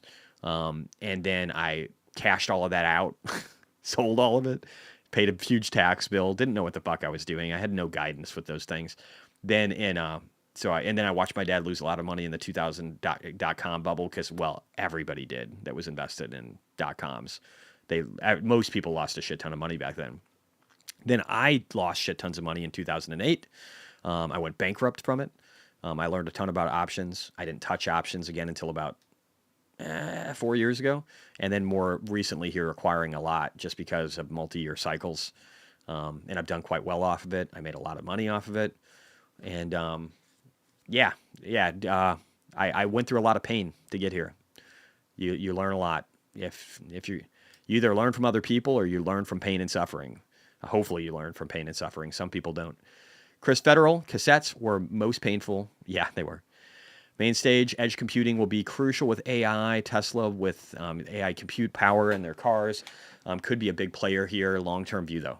Yeah, I agree. David Chapinda, Silas, you think it's possible for the companies with focus on AI and robotics to keep running until 2030?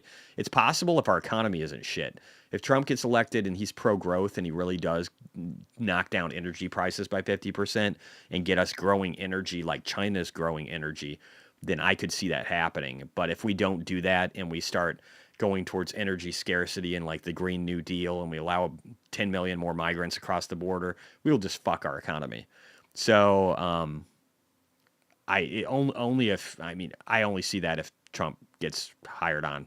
Otherwise, it's going to be a mess. I don't think Tesla, I don't know, maybe Tesla and Bitcoin can do enough to save us. I don't know. Paul DeLuca and NVIDIA and other things like that. Finger on the record button. See, listen, I had a guy arguing with me that China's newest quantum computing chips were shipping a few months back. God, there's always somebody fucking saying that.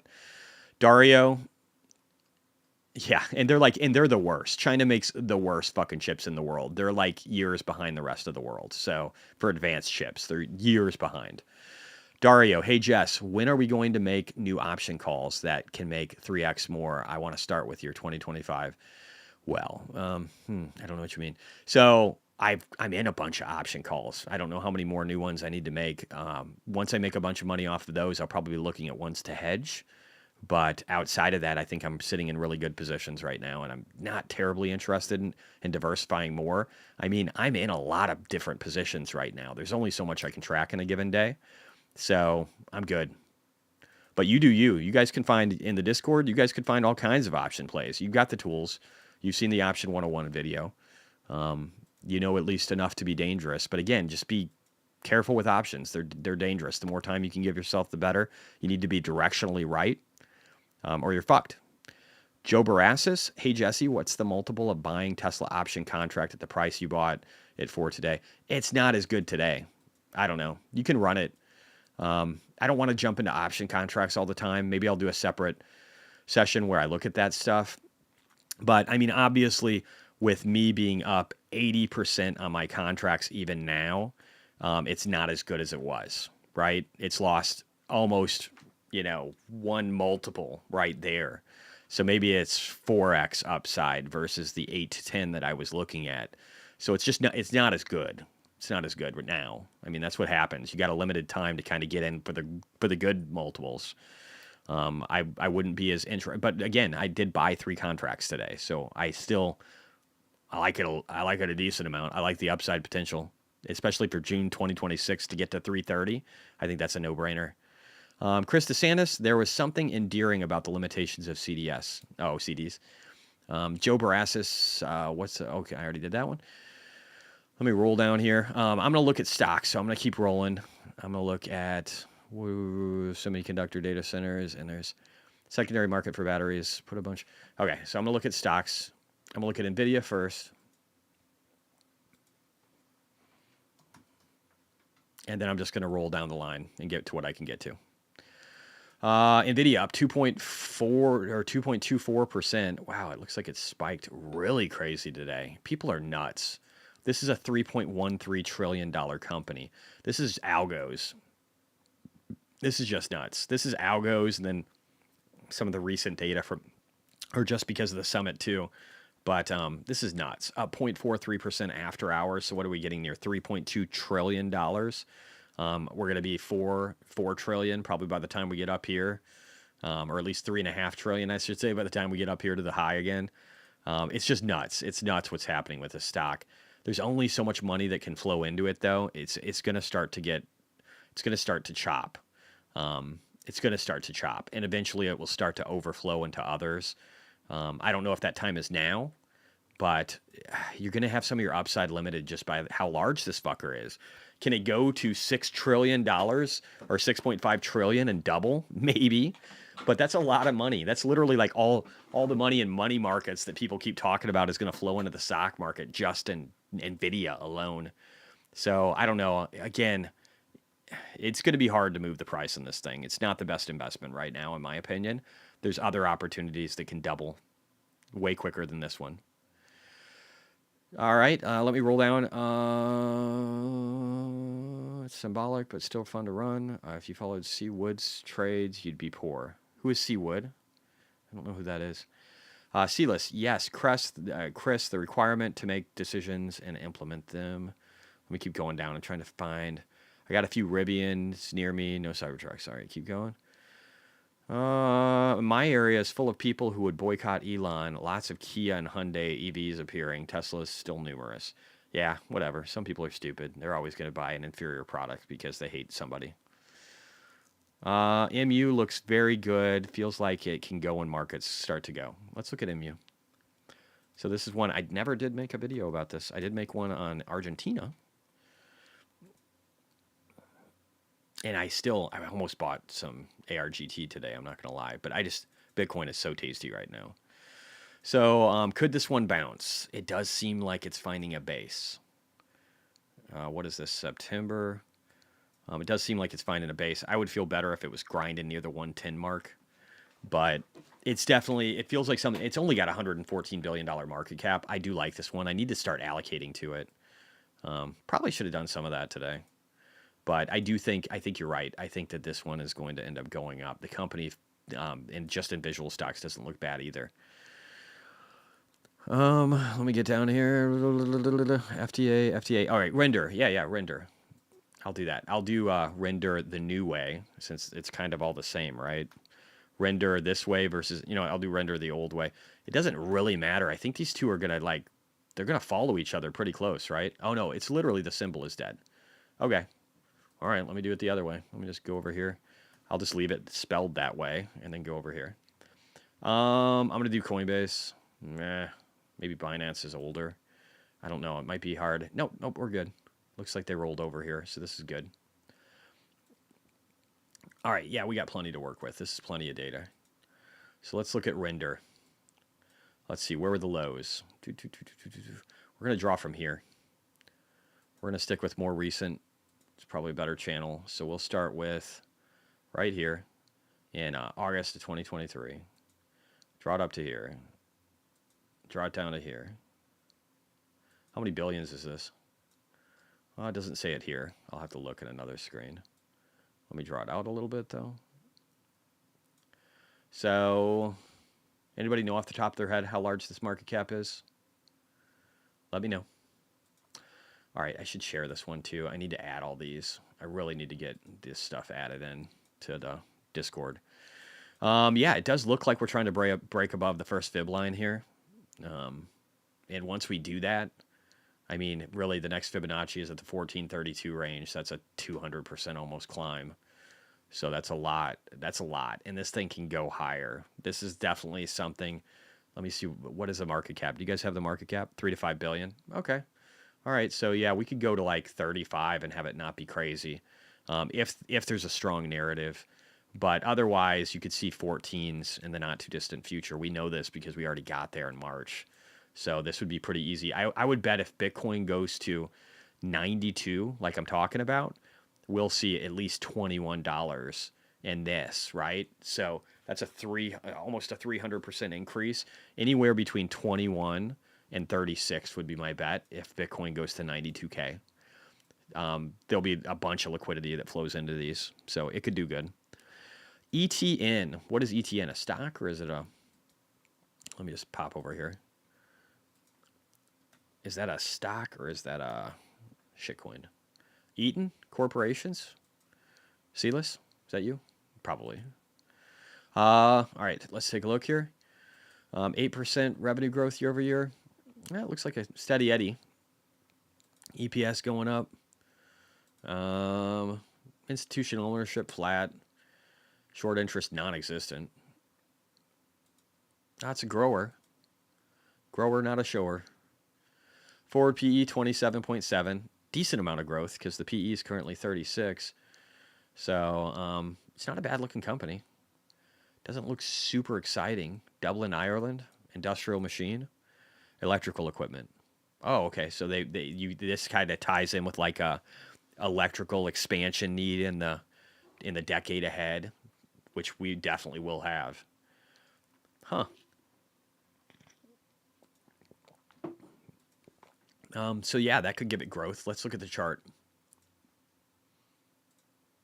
Is that your thesis? What's your thesis? You're usually pretty thoughtful, Silas. You got a more thorough thesis you want to throw out? If you do, cool. Otherwise, that works too. All right, let's look at the technicals. And again, I got to get all these charts added. All right, yeah, so this one's been doing good. Not crazy. Is this March? Interesting.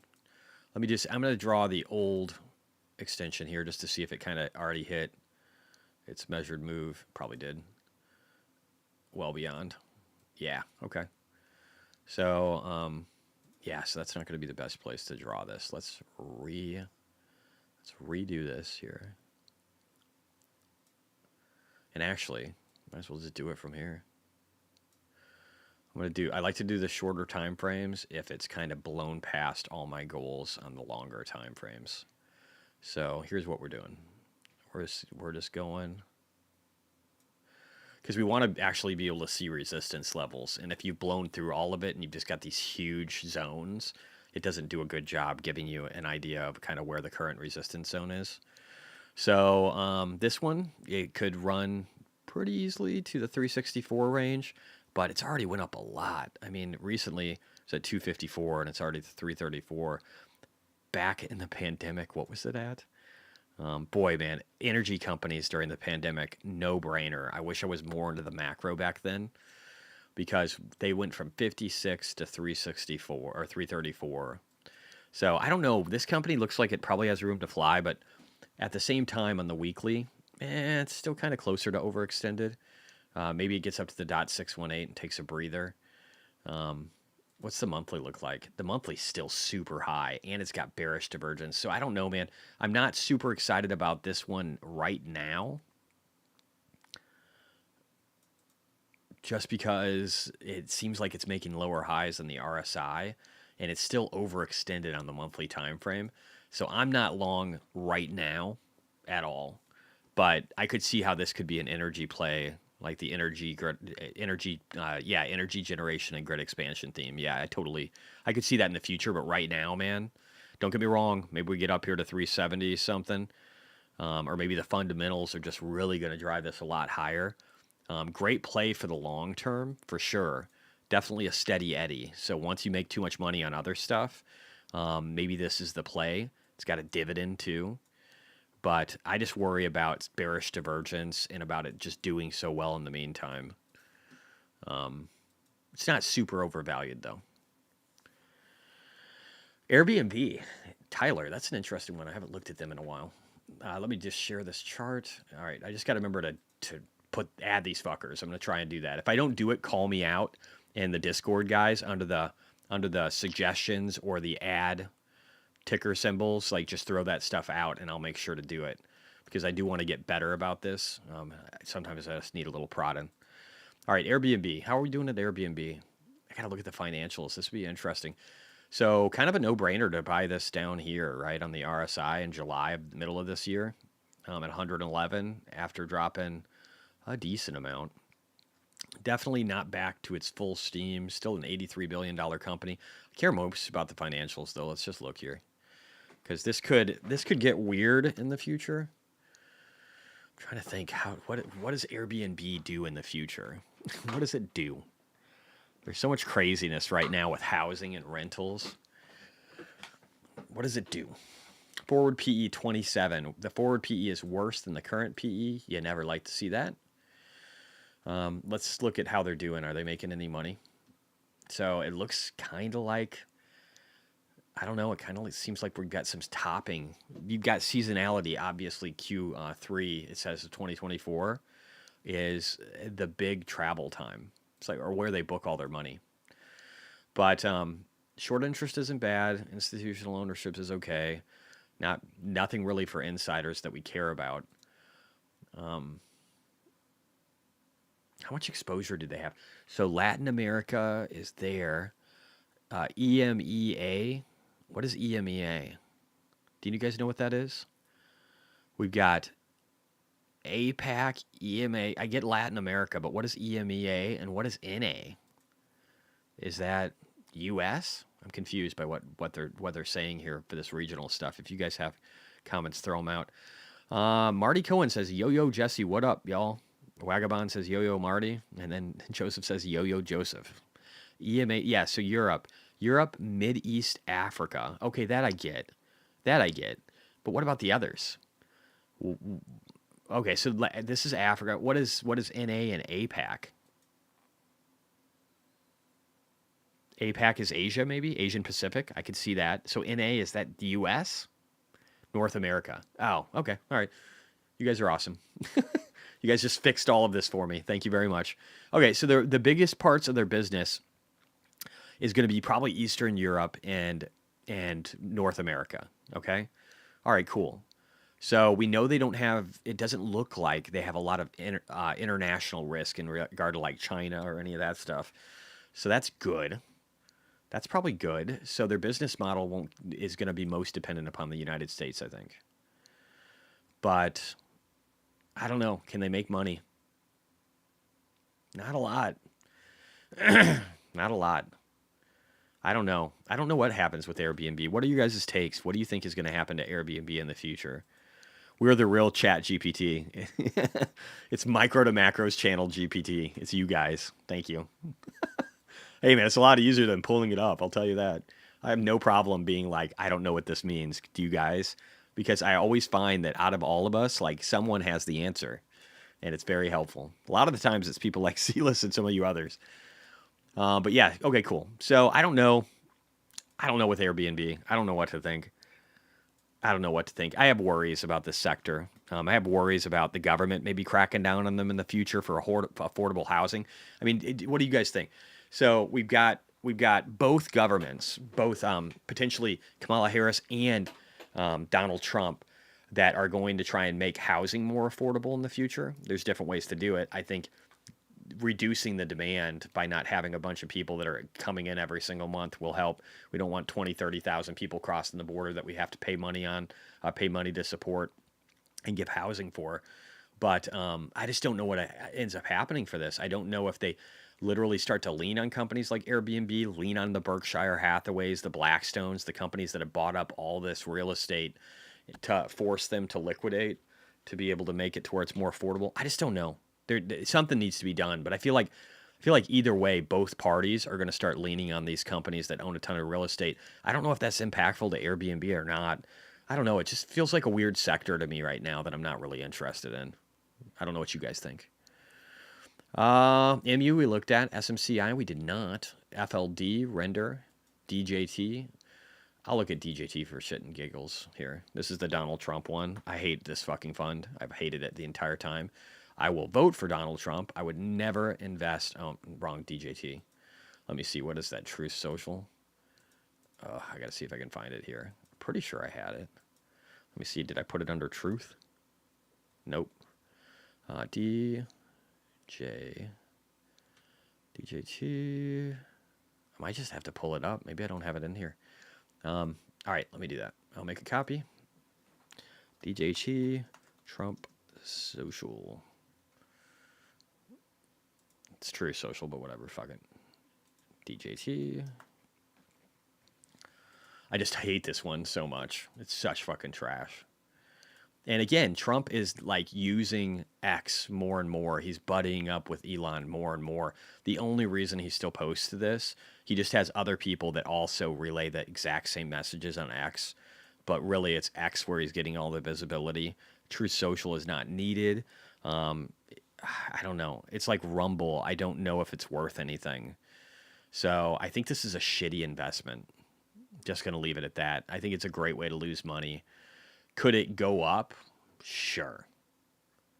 Do I care? No. It's up 11.45% today. Almost 2% in after hours. I mean, really, it can go up to like 21 maybe before it starts hitting resistance, all the way up to maybe like 22 and change on this 100 moving average. If there's enough stupidity, maybe it gets up to 29, where you have the 200 moving average on the weekly. Again, it's establishing lower highs. It's not what you want in a stock, guys. This, if anything, this whole entire thing looks like a descending triangle, and that's horrible, right? It's horrible. It just means it's going to zero. So here's what I see. Here's what I think of Truth Social. Here's what I think of it. I like Donald Trump and I want him to be the president, but I think this is fucking trash. I think it's trash. So we'll say that this is support, and that's the descending triangle. So can you go up by some miracle to 49 someday? Maybe. But what's going to happen is, honestly, you probably wouldn't make it past 35. This is probably what would kill you right here. I just don't think this is a good investment. I wouldn't mess with it, man. Let's look at SMCI and see how they're doing trading-wise.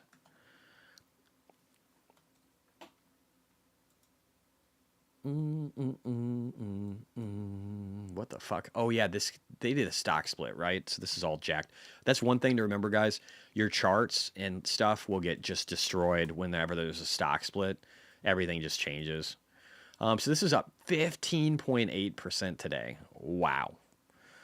That's a nice bounce. That's a nice bounce off of 100 weekly moving average where it's found pretty decent support.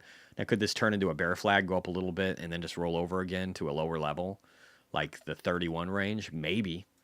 Again, isn't this the one that's being investigated by the Department of Justice? I mean, not that they aren't investigating like 40% of the S&P by market cap, but isn't that the case?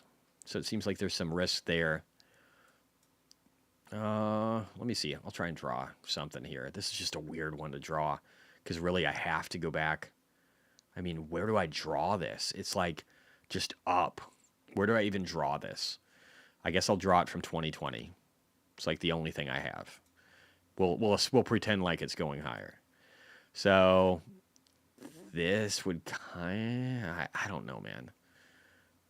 I don't know. Let me do this. Maybe this is better because I got to put something that's going to be remotely beneficial in here. I'm going to do this. I'm going to draw it from, I don't even know. Like I need to do some kind of major. This is probably my best bet. Right here. To here. Back down to here. Yeah, that's doable. That creates something helpful. So yeah, we're hitting resistance at the .382. We can go up higher. Again, the market can do anything. Peak resistance is going to be up here, where you see all this resistance over here. So if anything, if we're going to get likely to get rejected, it's around 75. But this thing also went from 124 all the way down to 36. Could that be the bottom? Yes. Do the financials still look okay outside of the government going after these guys? Probably. APAC, Asia Pacific. Thank you, sir. Wagabond put, please. I don't know what that's for. Soul Holdings. CSE HODL. Oh, yeah, we can take a look. What is it, though? Is the ticker's HODL? We can take a look. SMCI looks good on revenue. Again, it's just all is the loss, is the government going after them for any real reason?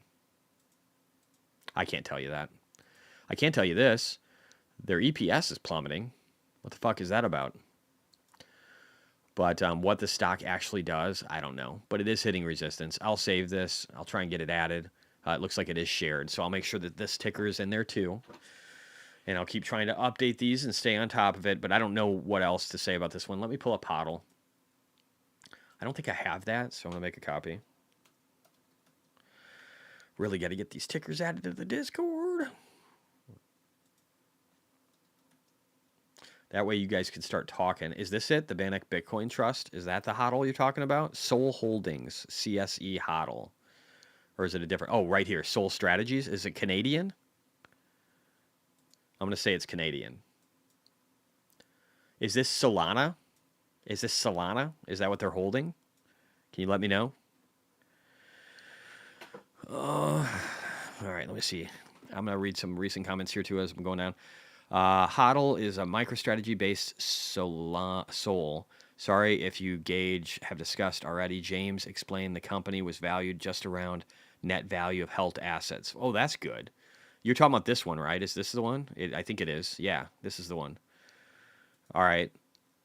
And what is the strategy behind it? Wagabond, what did they say?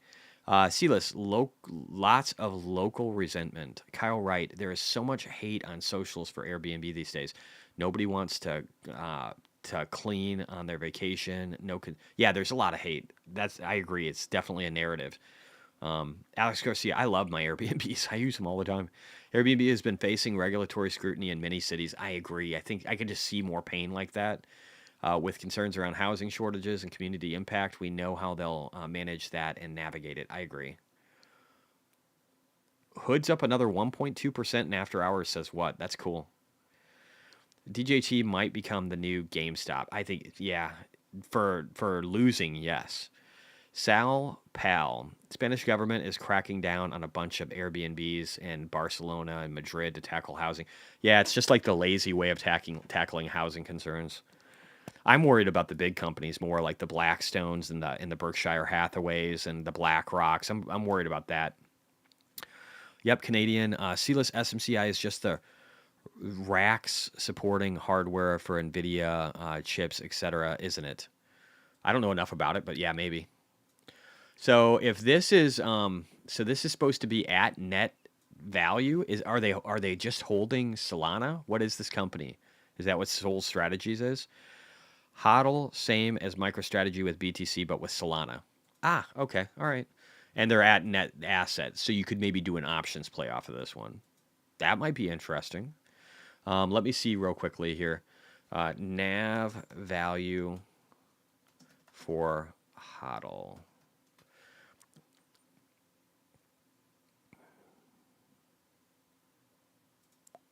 I'm just trying to see which one.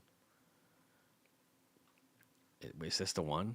I can't quite tell. I want to make sure. I just want to confirm what he's telling us. That's the Bitcoin HODL. Let me just type in Solana. Where is this? This Canadian based or something? Ah, here we go. HODL, Sol. Price. Oh. Yeah. On Radium. Yeah. Here's a HODL 21 shares crypto basket. Grayscale fund. There's so many of these, dude. There's so many of them. I don't know if you have a website or anything that's for. Let me know later. Here's what I'll do. I'll add HODL. I'm gonna rename it too. HODL Sol. I'll try and add this to the charts that are under the stock section or maybe Bitcoin investment type section. And you can add any details you have for like how he gets the NAV or whatever else. But right now, I don't know. It's hard to know for sure. I would like to confirm the net asset value is what he says it is first. So I'll save this, but probably want to research it more later. It's an OTC, Jesse, for Sol Strategies. Okay. I think I'm going to quit here. It's 4:43. Been going for about an hour and 40 minutes. The charts drain me. Xena AI solar drone parent company to multiple billion-dollar companies hidden since 2017. Just listed. Xena will be worth how? Xena. Well, you just gave me $5, so I feel like I have to look at this one. So let me pull this up. Xena AI. I don't like a company that's named AI anything. I'm just gonna throw that out there. What is their market cap right now? Do you know? Let me look. Is this an actual company or is this an investment, Brownie? Let me see here. Xena ain't in here. Okay, let me see it on TradingView. And let me know if you have the ticker. Let me know, dude. I don't want to waste your $5 here. Let me do this. I'll make a copy.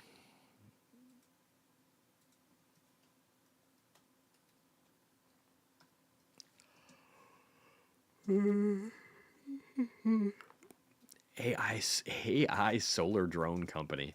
That is a lot of stuff, bro. That is a lot of stuff.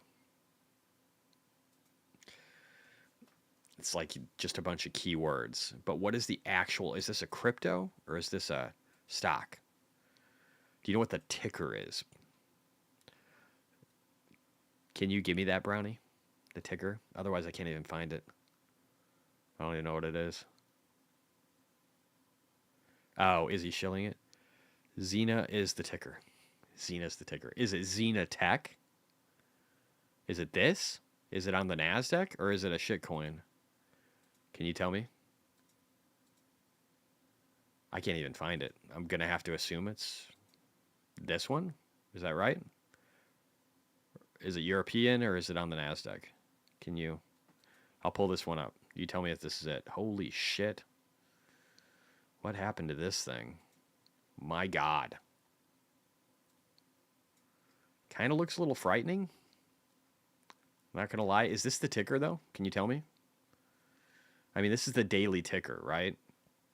So we're looking at a range of $10.80 to $2.62 since $2.99.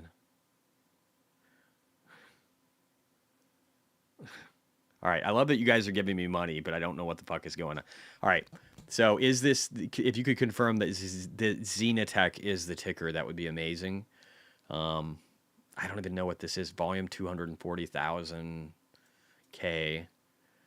It's just plummeted. I never like that. I'm not going to lie. I never like something that's immediately just fucking dying.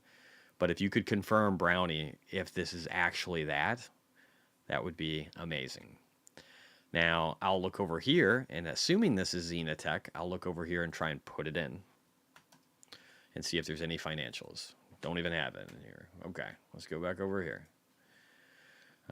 Let's look to see if there's any financials at all for this company. Performance, horrific.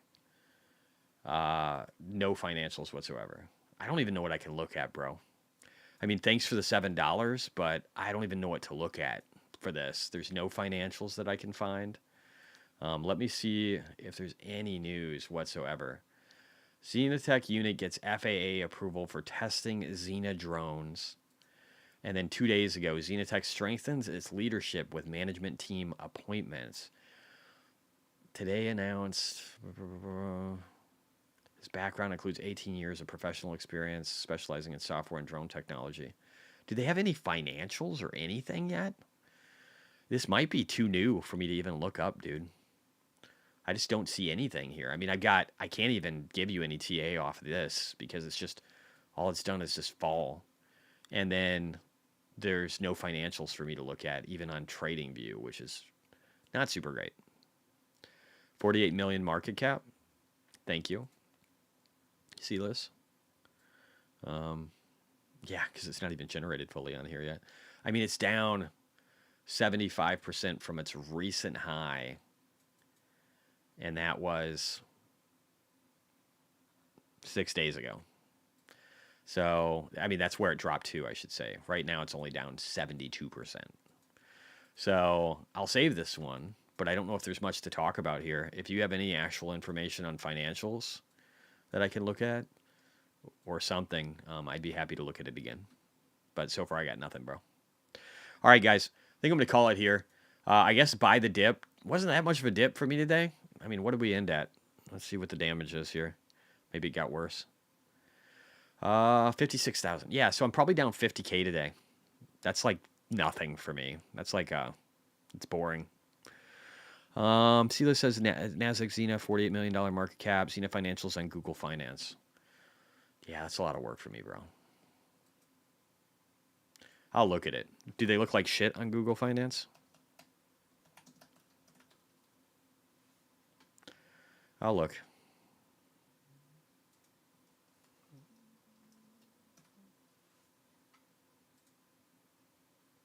Oh, I hate this color. This is just making my eyes bleed. Can I kill this? Let me see something real quick. Go dark, motherfucker. Oh. Ugh. Can't look at that. Oh, it's fucking eyes. I'm melting. Okay. 11 employees. There's 11 people working at this company. And it's got a $48 million market cap. I don't know, man. Let's see here. Revenue, 371,000. Net income, negative 256. This is not great looking. Doesn't look like they've ever really made any money. Yeah, again, nothing I'm interested in at all. Honestly. But and I can't really give you any technicals because there's only 6 trading days. So I think that's it for today, guys. Kind of going out on a somber note, but let's see what happens tomorrow. We got hurricanes, we got Israel attacking a bunch of people in the Middle East, and we've got most excitingly on Thursday, Robotaxi Day. So, and then we get more economic data starting Wednesday, Thursday, and Friday. Tuesday's maybe kind of boring. I don't know. We'll see what happens with it. Not really a lot going on for economic data. And so it's just kind of whatever the market wants to do. Maybe it wants to pump NVIDIA more and then roll out.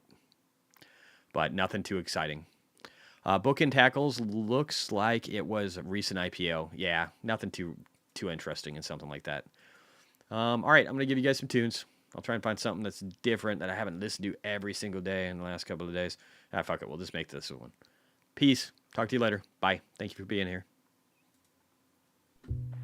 What do you do with the Bitcoin besides it just gather value? Real estate developers in New York City, they're not buying the real estate because they want to live in it. But like most of the people who are buying assets at some point want to sell the assets at a profit. People that use fiat currency as a store of value. We call them poor. We call them poor. People that use fiat currency, we call them poor. We call them poor. We call them poor. We call them poor.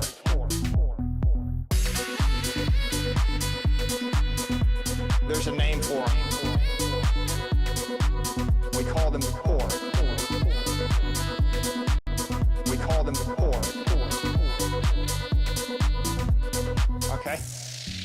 Right, like, the point is, if you have the superior asset, it's going up forever, Laura. Forever. Right, I mean, right, but I mean, we can all look Bitcoin sort of as...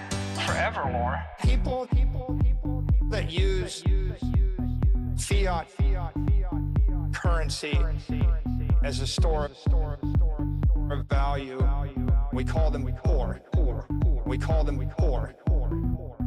People that use fiat currency, we call them poor. We call them poor. We call them poor. We call them poor.